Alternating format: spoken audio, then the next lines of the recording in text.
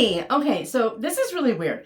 Every time I sit down here, I'm like, I start to say, hey, because that's how I start my podcast, right?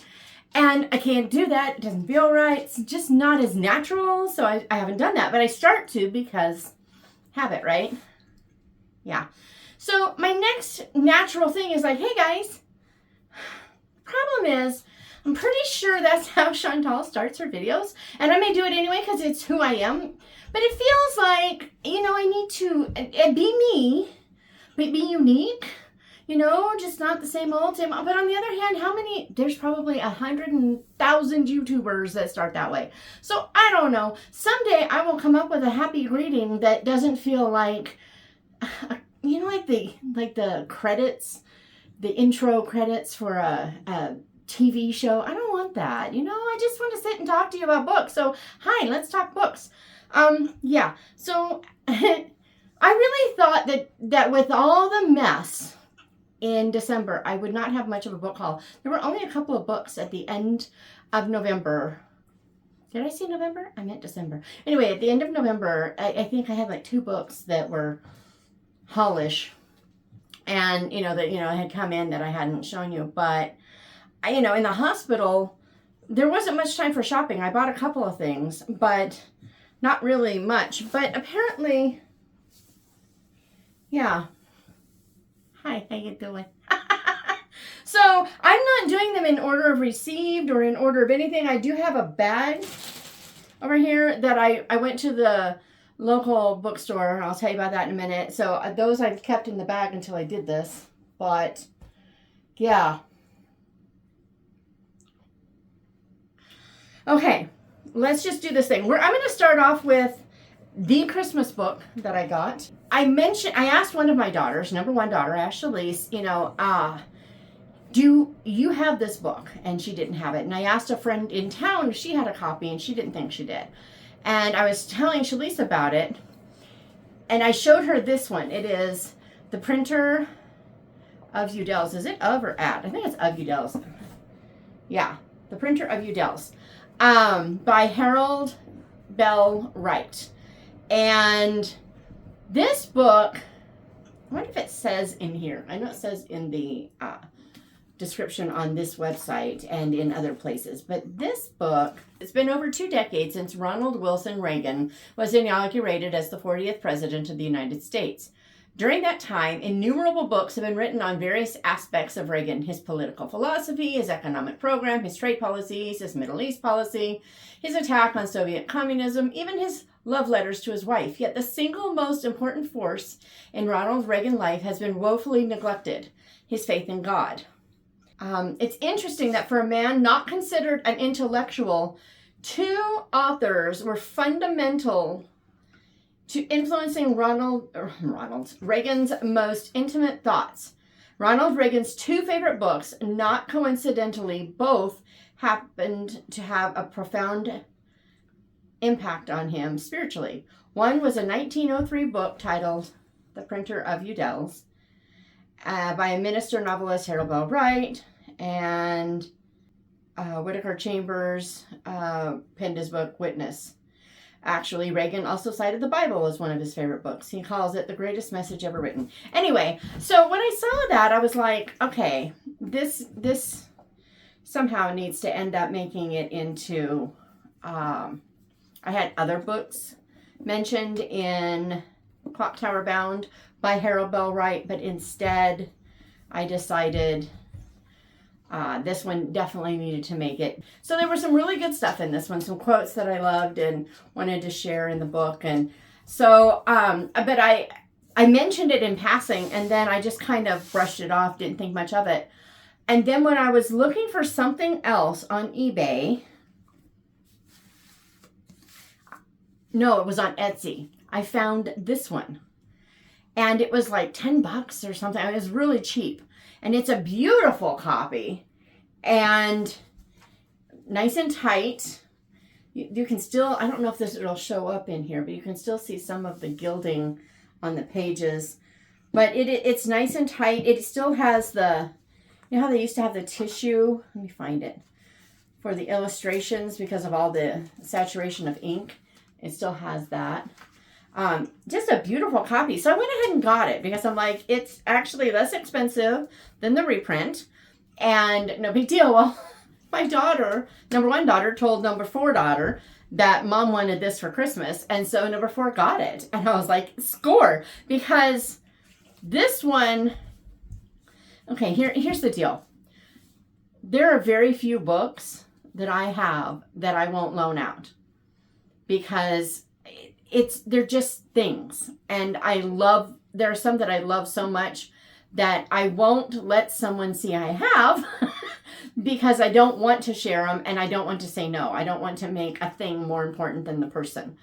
But there are some that just are really meaningful. So unless they specifically ask for that specific book and ask me if I have it, if I'm going to have to lie, then I'm not going to do it. But as a general rule, if someone asks to borrow a book, I'm going to loan it to them. And once it leaves my house, in my mind, I have to have the idea that it's gone. If I never see it again, oh well, I'll buy another one if I really want it. And that's a hard thing on a few books. Most of the time, I don't have a lot of problem. But there are a few that I'm like, But now, I can have my beautiful copy that I will actually probably prefer to read. But I also have this one. Oh, no, it has illustrations. But, this one is a good reading copy. But it's also a good loaning copy. So I'm really excited about it. I have read quite a few Harold Bell Wright books. I've read Shepherd of the Hills, obviously. And something about Barbara. I can't remember. Calling of Dan Matthews. Something about Brian Kent. But this one I not only have not read until I saw it. Well, I'm just going to destroy it. Until I saw it, I had never heard of it. So I'm really excited to read this one. And it might have to make like next month's TBR. But this was 1900. I think this one, it says 03. Christmas. Oh, it was a Christmas gift for someone. To Mother from Clyde. Mrs. E.H. Osborne, Northville, South Dakota. That's kind of funny. Northville, South Dakota. But I think this is what year? Yeah, see, this says copyright 1902 and 1903. So this is a 1903 edition. This is not a first edition. But it's a beautiful edition. So there's that. And then I was talking to, actually, I know it's really funny. This just came today. I think it was in September, I was talking to Suzanne Woods Fisher on the podcast, and her episode was supposed to come out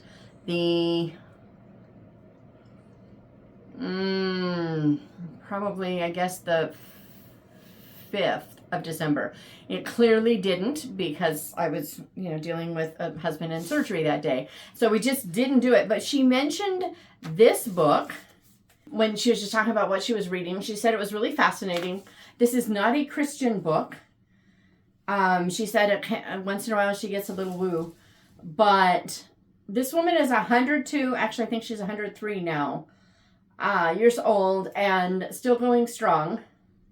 It says, I think she said that she walks 4,000 steps a day in her walker at 102, and her mind is clear. And it just sounded fascinating the way that she described it. She said it was a fun, interesting read. So I went ahead and bought it because I meant to buy it that day while we were talking and I got sidetracked.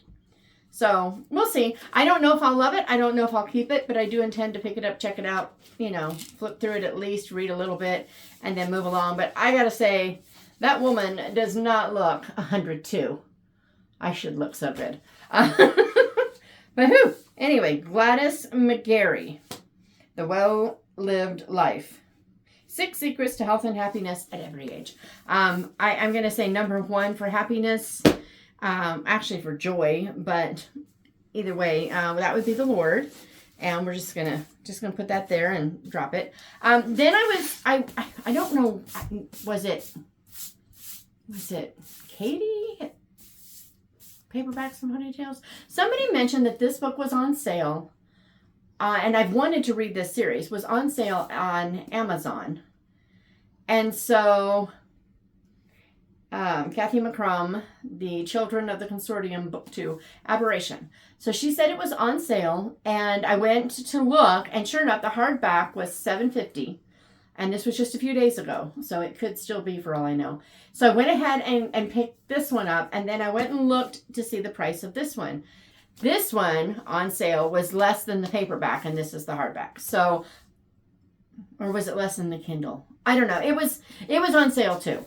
I don't remember the amount, but whatever. So I've been wanting to read these, and primarily because Chantal really loved this one. I think she didn't like this one as much. Not that she disliked it. I don't think she said she disliked it, but that it just wasn't as good as this one. But, you know, if I'm going to read the first one, and as long as I know the second one's not bad, I'm going to try it. You know, why not? We live once. So, let's see. Let's see what these are about. So, the consortium is all, but Recorder can no longer obey. Recorder has no family, no friends, and no name. Donated to the consortium before her birth, her sole purpose is to maintain and verify the records. A neutral implant and drone ensure compliance, punishing for displays of bias. Suddenly cut off from controlling technology, she tastes what it means to be human. Ooh. And then this one, freedom awaits, but the consortium is watching. When rogue drones threaten citizens and the ship's crew falls ill, the Recorder answers their call for help, once again drawing scrutiny from the consortium. And I think we can just stop right there. So these look really good, and I'm like, okay. And I'm going to try on Chantal's Read Your Bookshelf Challenge. I'm not officially doing it, but I'm going to try to do both sides each month. Someone mentioned that, and I'm like, duh, why wasn't I thinking that? That's genius. So, and I know that one of them, there is sci-fi fantasy, so maybe by then I'll be ready for those. And then I keep seeing everywhere Mary Oliver's Devotions. So I got this for like $5 on eBay, and I decided to go ahead, get it, and see what the fuss is about, because at that price, surely I'll know someone who wants it if I don't like it. So I went ahead and got Mary Oliver's Devotions. She writes a lot of nature poetry. I don't know her faith stance. So anyway, so I don't know. I've seen some of the poems seem to show some sort of acknowledgement, at least. Oh Lord, what a lesson you send me as I stand listening to your rattling, swamp-loving chat, singing of his simple leafy life. How I would like to sing to you all night in the dark, just like that. So, the chat. Yes, it's part of that. So, I don't know. But I do want to try it. She's a lot more free verse-ish than I usually am. I do love a good old-fashioned rhyming poem. But I'm going to try it, because why not? Then I got 2 D.E. Stevenson books. I saw them on eBay. I'm always looking on eBay, and when I see them at a good price, I grab them. I think I paid less than $10 for each of these.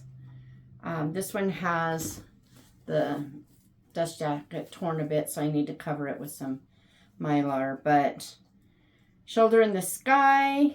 This one apparently is a sequel or a companion story to Music in the Hills. So I will need to get that one.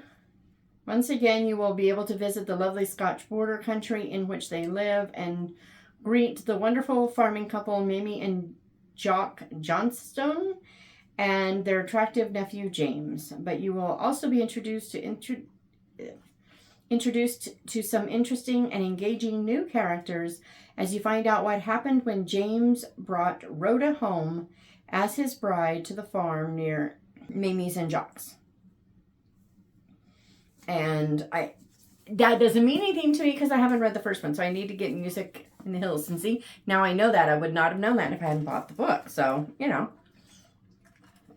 And it should have been kind of a giveaway because it says Shoulder in the Sky by author of Music in the Hills. And it's entirely possible that that's on order, because I think I ordered 4 at the time I bought these. And then I got Listening Valley. And it says other recent novels by D.E. Stevenson, The Baker's Daughter, which I learned a lot from. I gave it a high star rating, The Baker's Daughter, because I learned so much from that book. And it had some great characters, but I hated what she did in that book. And I cannot recommend it. But Celia's House, I also loved, and that's the other one mentioned here. That book, I loved. I loved everything about it. Even what I didn't love, I loved not loving it, if that makes sense. Because, people make stupid mistakes, and I'm okay with that in a book as long as it's handled. And the stupid mistakes happen in Baker's Daughter, and they're not handled properly, in my opinion. So, there's that. Okay, so Listening Valley. Antonia Melville was fragile and shy as an adolescent, overshadowed by a beloved and adventurous sister. She often found contentment by slipping into the listening valley of her imagination. Ooh, I like this already. I thought she sounded familiar. Huh. How Antonia emerges from her private cocoon is the subject of this engaging novel, one of D.E. Stevenson's best, a companion piece to Celia's House. Huh. Okay, I was like, man, Antonia sounds like one of the characters in Celia's House. And then, yeah, okay. Huh. So excited. So I have 2 new Stevensons, and that was super fun.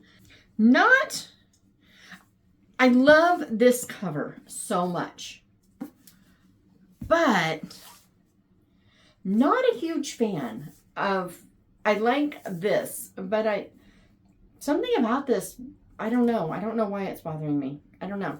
But also, the typography on this one is bugging the heck out of me, though, because that T should not be capitalized. Okay, I'm fine. Everything's fine.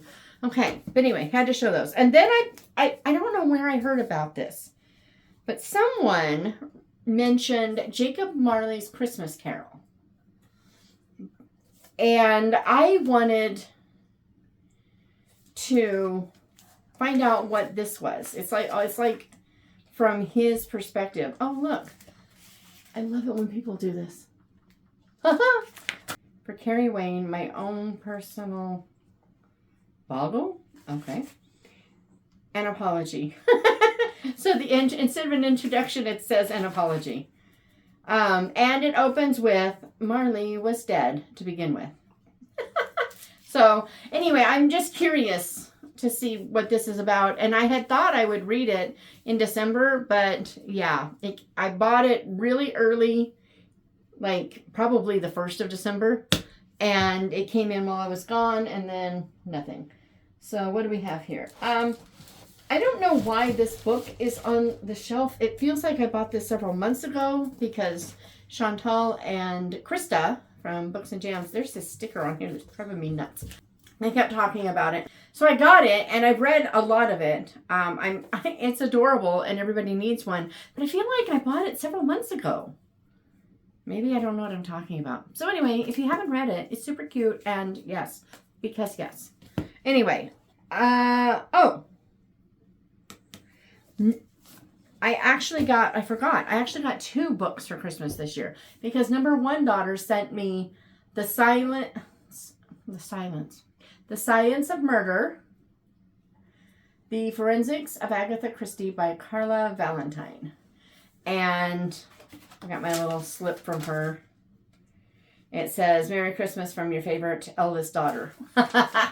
That's pretty safe. But so it covers fingerprints, trace evidence, forensic ballistics, documents and handwriting, impressions, weapons and wounds, blood spatter, autopsy, toxicology, and 0 hour.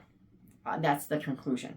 And then there's all kind of appendices and Agatha Christie references and image credits. So there's images in here. Oh yeah, there are images in here. Come back. So, yeah. Looking forward to reading this. Murder table methods. So anyway, it's super cool. I'd never heard of it, and she sent it. So now I'm like, I'm going to reread all the Agatha Christie's. I was kind of planning to loosely go along with Chantal's Agatha Christie book club, but not really make it a big deal. But now that I have this, I feel like between this and her journals, I feel like I need to do it. And then, because mysteries, I think it's Anita Heath Richardson. I think that's who it is. Oh, it might say in here. And Amanda Tarot have gotten together, and these are skinny little mysteries. But they've come up with these little mysteries, Watson twins, mini mysteries. And so when I saw them, I was like, I need to find out about these. So I snagged them, and I'm looking forward to reading them. So I can't remember which one is first. Well, I don't know which one comes first. I don't know. But okay, so let's start with Chaos We Unravel. A woman's scream, a mysterious fire, and an entire town of suspects. 4th of July is a day twins Chelsea and Michelle look forward to every year. In Maple Springs, it means a day of community, celebration, and family fun. When chaos erupts in the heart of the town picnic, Michelle cannot resist the urge to straighten it out. While she starts to chase down leads, Chelsea tries hard not to be drawn into the chaos. As sunset falls, Michelle is determined to unravel the chaos before the real culprit escapes. With each clue, she discovers the pieces of the puzzle begin to fall into place, turning an ordinary 4th of July into an adventure that Chelsea didn't sign up for. And then Hours We Regret, a serial killer, a dangerous road, and a cell phone going straight to voicemail. Ooh. A string of murders happening across the state line makes residents of idyllic Maple Springs nervous. While Michelle Watson is obsessed with finding the killer's pattern, her twin Chelsea disagrees with her involvement. Reading the victims' stories makes Michelle face decisions she's been trying to ignore. Determined to live her life to the fullest, she makes an innocent choice that takes a life-threatening turn. When Michelle stops answering her phone, Chelsea can't ignore the feeling that something is wrong, very wrong.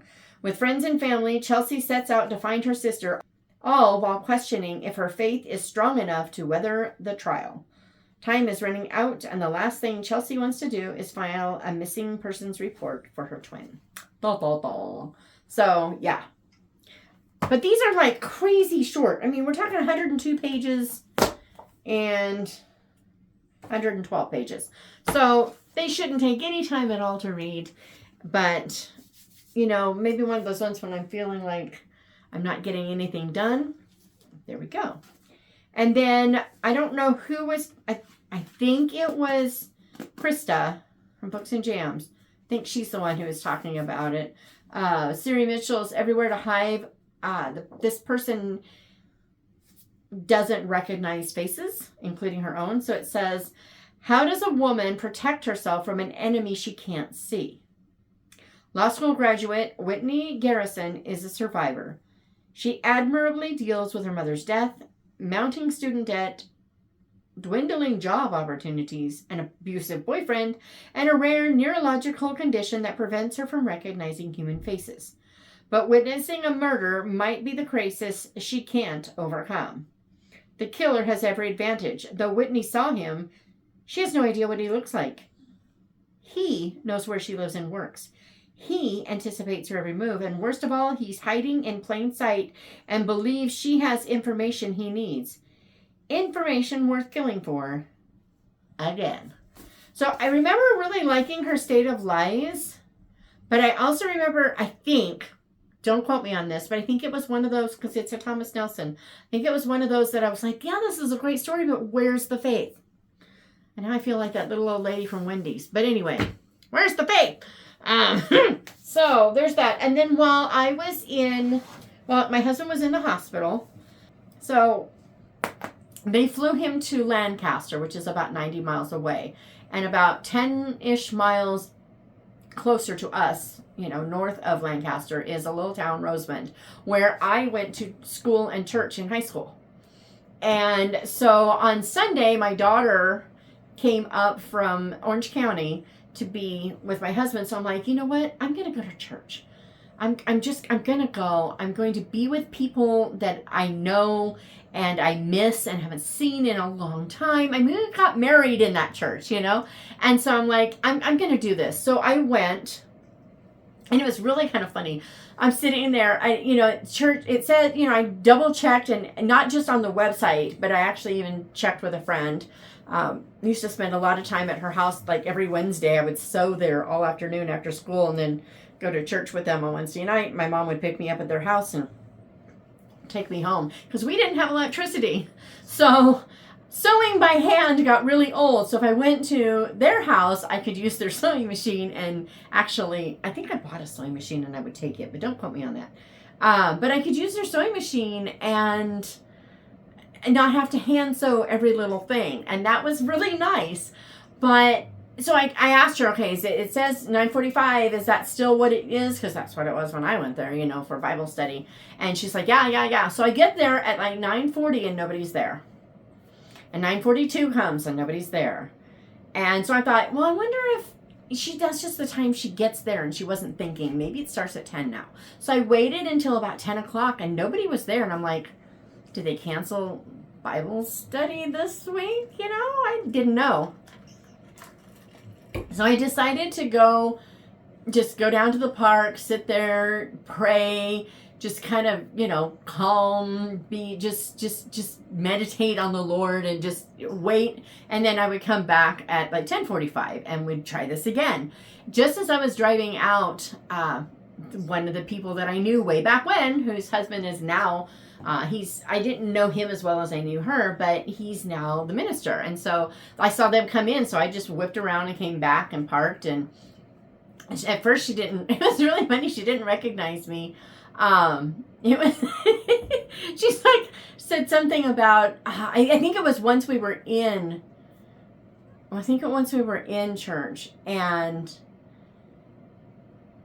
she was just really friendly, and I thought she recognized me. And then someone mentioned, that I was there and my husband was in the hospital, and she turned around and she's like, and it was one of those moments that it happens in movies and stuff, and nobody believes it really is real. But yeah, guys, it's real. It happened. But but it was great because I was there with people that, it's like family. That's the neatest thing about the church, is that when you are part of God's family, it's like when you haven't seen your great aunt Susie in, 30 years and you finally get to go see her again. She's still family. And I loved it. So, I got to sing with them, and we got to, had Bible study, and it was just great. And while we were talking at the end, Mr. McKay, the minister, he went in the back room and he brought, I don't remember which one. I think it might have been this one that he brought out first. And he asked if I had read it, and I said no. And no, this is the sequel. So it must be this one. But he brought this out, and he's like, have you read this? And I said no. And so he gave it to me, and I was more than willing to buy it. So he gave me this one. It says, Muscle and Shovel is the true story of a pair of young newlyweds who move to the city to chase the American dream. In the middle of their pursuit, they are befriended by a man who turns their beliefs about God, their church, and their faith upside down. And so there was that one. Well, then the next thing I know, he comes back, and so Muscle and a Shovel, and then When Shovels Break. It's a sequel. It's a true, candid, raw story about a Christian couple who falls away from the Lord, their faith, and the church, returning to a world of sin far worse than before their conversion. And where to go? In the process, they lose everything, including all hope that God can or will forgive them. Hopelessness, shame, guilt, and despair bring John to the brink of suicide. Does God intervene, and can John and his wife ever be forgiven? etc., etc. So, so he gave me those, and then I'm not kidding you. 2 minutes later, he shows up with this one, Hope Against Hope. It's by this guy's wife, I believe.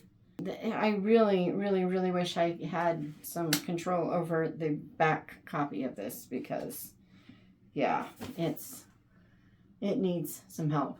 But it says actually it says the third book in the best-selling Muscle and Shovel trilogy. So apparently this is also, yeah, this is also fiction. I thought this was more of a marriage book, but no, it's also fiction.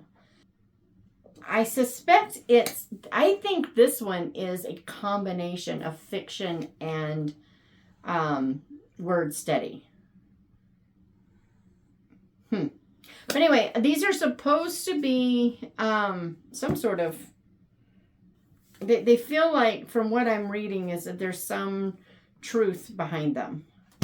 So I don't know if they're like creative nonfiction or what, but there you have it. So I have these books that I'm going to have to get to fast, but I had to share them because, A, books, and B, books, and C, that would be that third book, right? And then I went, so on Christmas Autumn, I was doing the final Christmas shopping stuff. You know, there were a few stocking stuffers that were like, this stocking is a little empty. I need to fill that up. And when you've got, let me think how many stockings I'm dealing with right now. So I'm dealing with 8, 9, 10, 11, 12, 13, 14, 15, 16, 17, 18. We're 19 or 20 stockings that I have to deal with. So it gets really, easy for someone to end up with way more than we need, especially easy people. Like Lorna is really easy to shop for. And then there's some really hard ones, like number 1 son, who is completely unhelpful this year. You know who you are, son.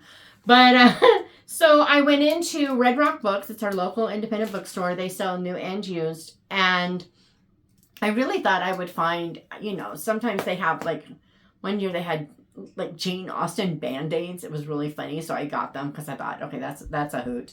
And, you know, just fun little things like that. So I was like, okay, I'll see what they have. Didn't have anything for stockings. But I love this bag. It says Eat, Sleep, Read, and this says Peace, Love, Books. So, yeah, I found a few things that I brought home for myself. Merry Christmas to me. So, I don't know if you've read the politically correct fairy tales, but this is politically correct holiday stories. And I had to have it.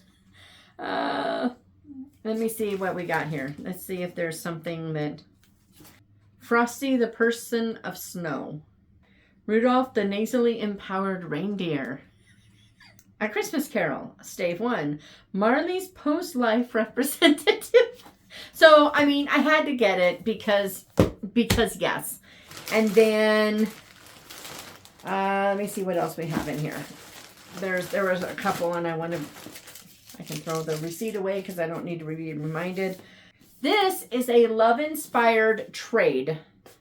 And love-inspired trade is very different from the love-inspired historical or the love-inspired suspense or just the plain old love-inspired or love-inspired Amish or whatever. It's very different from those. I'm trying to get the stupid sticker off. People, stickers, just...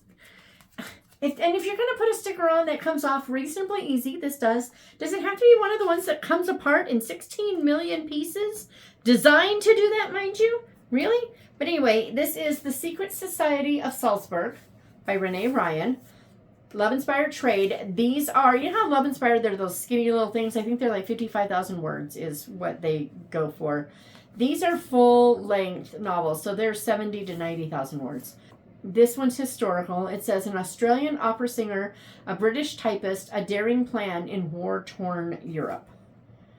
Inspired by true events, this is the gripping and heart-wrenching story of 2 very different women united to bring light to the darkest days of World War II. London, 1933 is when it starts. So I wanted to read it because I have enjoyed most of the love-inspired trades. There was one that was a huge disappointment. But the rest of them, and it was really well written, and it was a full-length story, but it really flubbed the faith. But I'm looking forward to this one because it sounds really good. And I've never read anything by Renee Ryan. Have you ever heard? Have you? Do I need to get more of her? Just asking. Okay, and then another sticker. Let's remove stickers. Why not? That's what you're here for, right? To see Shatona freak out about stickers. Then I've been watching Walmart for this for weeks. And that one was used. Paid $7 for it. And this one was used. I also paid $7 for it. I've been watching Walmart for this one because I enjoyed her first one. So she wrote The Bookshop of Secrets, Molly Rushmeyer.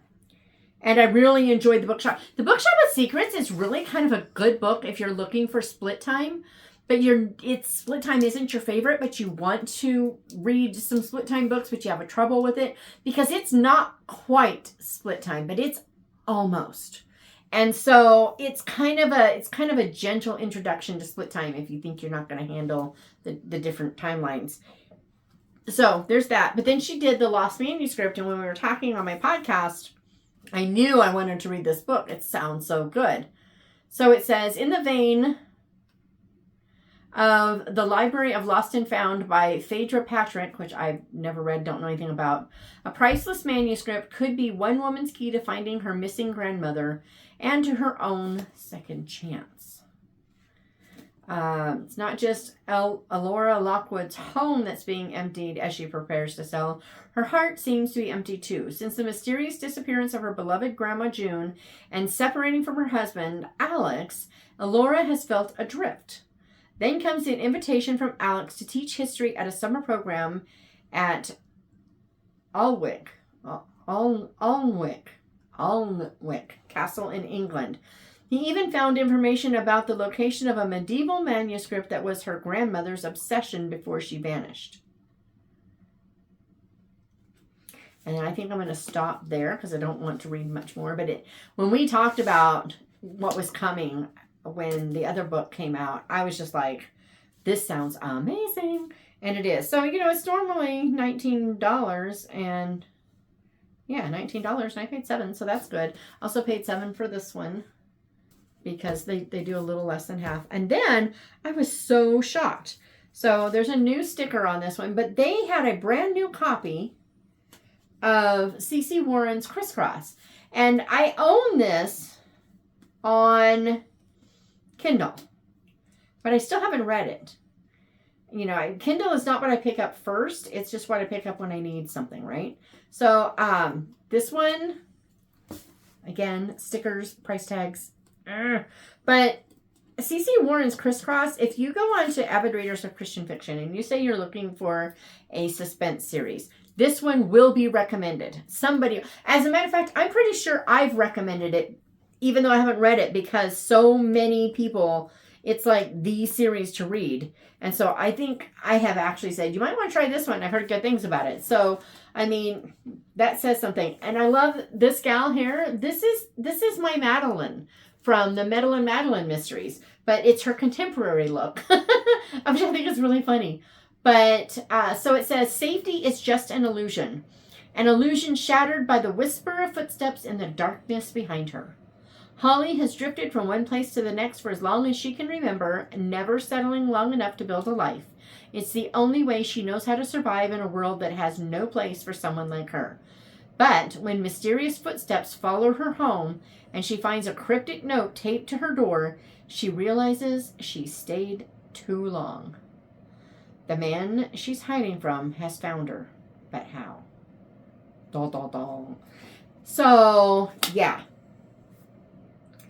Looking forward to reading this. It sounds amazing, and I have not heard a single person who hasn't loved it. That doesn't mean that everybody and their brother loves it. I just personally haven't heard someone who doesn't, and I can't toss the bag. I'm gonna have to find a way to, At least put thrift store books in it or something, because yes.